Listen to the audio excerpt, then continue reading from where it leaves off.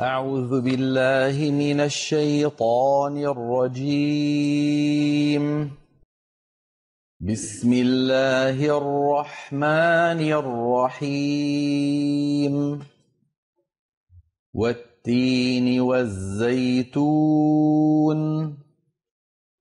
وطور سينين وهذا البلد الأمين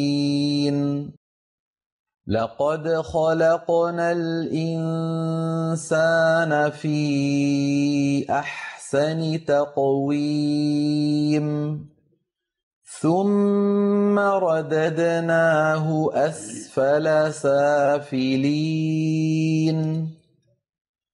إلا الذين آمنوا وعملوا الصالحات فلهم أجر غير ممنون فما يكذبك بعد بالدين